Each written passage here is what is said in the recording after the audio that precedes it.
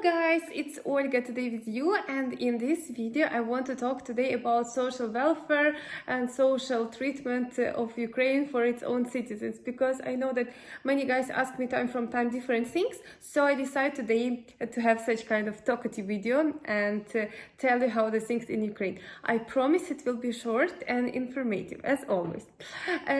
So let's start from the medical system. Medical system in Ukraine is free. We don't have medical insurance. We don't buy it, and we don't go to insurance company to buy the medical insurance. You can buy, but it's not mandatory. So if you don't buy it, it's fine. You can still live and use all medical services from the government. How does it work? Actually, we are paying taxes, so these taxes are covering medical field in Ukraine. So if you want, I'm not talking about private hospitals now because they work in the same way like everywhere else. But if you want to use governmental free services, how does it work? So if you get sick, you have family doctor. It's your doctor to whom you assigned, or you sign some contract with him from the government, and you go to this doctor. It's always free, and also this doctor even can come to your home, or especially in the case of the kids, they always come to home. If your kid is sick, you don't need to take sick kid to the hospital by itself. No, they always come to home. So you come to this doctor, and if you have some basic disease or you have some basic things, he can just write you which medicine you need to have to take, and that's all. If you have something more advanced, he can send you to another specialist like ear doctor or eye doctor or anything else like kidney, liver, and so on. And then this doctor, he will check you and he will write you also some prescriptions, what you need to do, or if you are in a very bad situation, they will put you to the hospital where you will stay and they will have treatment. Most of these things, mostly time is free. Consultations is always free anyway.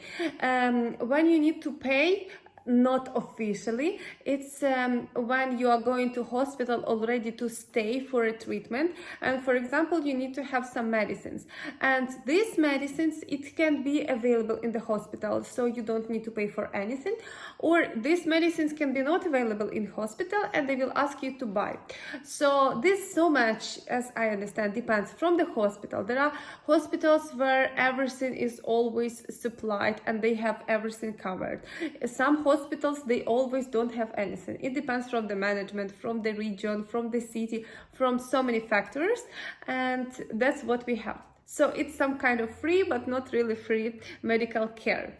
There are so many things to talk about medicine, but in general, I guess you understand the point. So it's actually free, and if you totally don't have money, you actually mostly time can find some treatment, and they will give you some medicines anyway, and they will give you help. It's not that you don't have money, so you will die somewhere on the street, but for sure it's so much depends which kind of disease you have.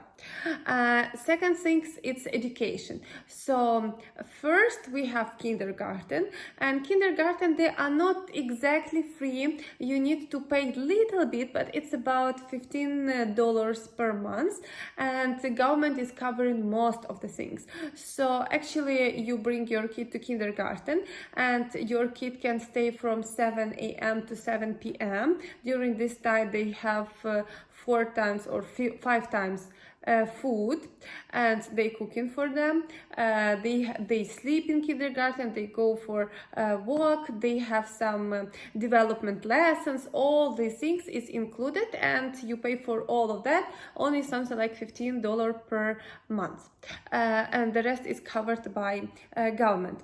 Then when you are going to school, elementary, medium, and high school are always free. You don't pay anything at all unless you're going to private school. So in governmental school, everything is always free. And then university, if it is governmental university, it can have options where you study for free. In many countries, it's like some kind of grant, so you need to apply, or you need to pass, or you need to have some, you participate to some special competition, and if you are winner, you can get some grant or something. In Ukraine, it's a little bit in different way. So for different specialties, specialties, government secures some seats for free. For example, for now we have so many economists and lawyers, so if you want to be economist or lawyer in some university, you can have only 20 seats free, for example. So out of 100 people who enter to be an economist, only 20 the best. So they always take your scores, and the one who scored the best, the first 20, they're going to study for free. And so yes, as I said, economists, lawyers, and this finance and all these kind of things, it's so much popular, so they don't have a lot of seats. But if you want to be an engineer or some very mathematical, physical, chemical things, they can have 90% of 100 seats can be free. It so much depends from the university, from the specialty, but anyway, everybody can have option to study for free. If he just need to study anything, you can always find some occupation where you can study for free if you want to study. Kid support, that's the interesting part. So it's kind of related to medical care, but it's a little bit different. So when a woman is working and she is going to have a delivery, so before she will have a delivery, something like 2 months before, she is getting paid for, so from the 7 months or completed 7 months, something like that, she don't go to work anymore. She stay at home of the pregnancy, 7 months of the pregnancy, she stay at home, and she is getting 4 salaries. So she is not working, but she can get in one time 4 full salaries for her period. So for the period when she will not work. Then when she delivered the kid, we have another payment called help for kid. So it's not for mother, this is already for kid, and the total amount is about $2,000 now. First you can get something like $500, I guess, and then the rest of the amount you will be getting during 3 years. Also, we have maternity leave, which is exactly 3 years. What actually does it mean? It means that if you're working in a company and you are going to maternity leave, your seat is secure for you, your work position. So when after 3 years you will decide that you are done sitting with a kid and you want to back to work, they must accept you from the same position from which you go to maternity leave. So your seat is secured for you. For sure, in government, in private companies, it's not exactly like that, because they must accept you, but they can fire you the next day after you get out. But if you was a good specialist, they will always accept you regardless of any rules. But if it is some big company or government or something, they must accept you back.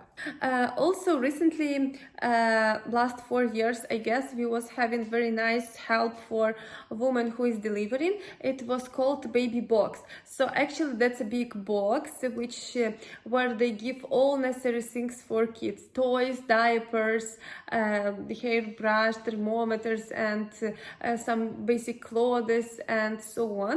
And just from the 1st of September right now, they already canceled this baby box, and they said that we will give you money in cash, but you can go only in some specific baby shops and you can buy some necessary things, because maybe somebody needs all what is in baby box, somebody don't need. So I don't know, I see this is kind of bad, but anyway, still they're giving some money for women so she can buy necessary things for kids. So that's better anyway than nothing. And next thing which we have, it's unemployment. If you are working at least 6 months, then you got fired, you can go and apply for unemployment payments, and government will pay you something. It will not be for sure big amount, and I guess it's something like It so much depends. So actually it's about if you was having big salary, if you have good working experience, you can have during 1 year these payments. First you will have 100% salary, you will start getting the same salary from the government like you had on your company. Then they will start paying you 70% and 50% and less and less. So it so much depends. I'm not really sure how much is that now because it has a lot of things in calculation, but anyway, you can ask something from government.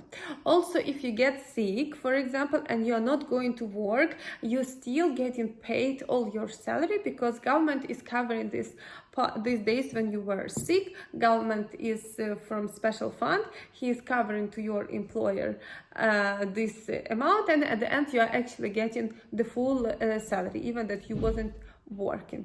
So I guess that was somehow all the things which I want to tell you, and the things which may be interesting for you, so you will understand a little bit how the things is working in Ukraine. And if you like this video, please press the like button and subscribe to my channel. Okay guys, love you all, bye bye.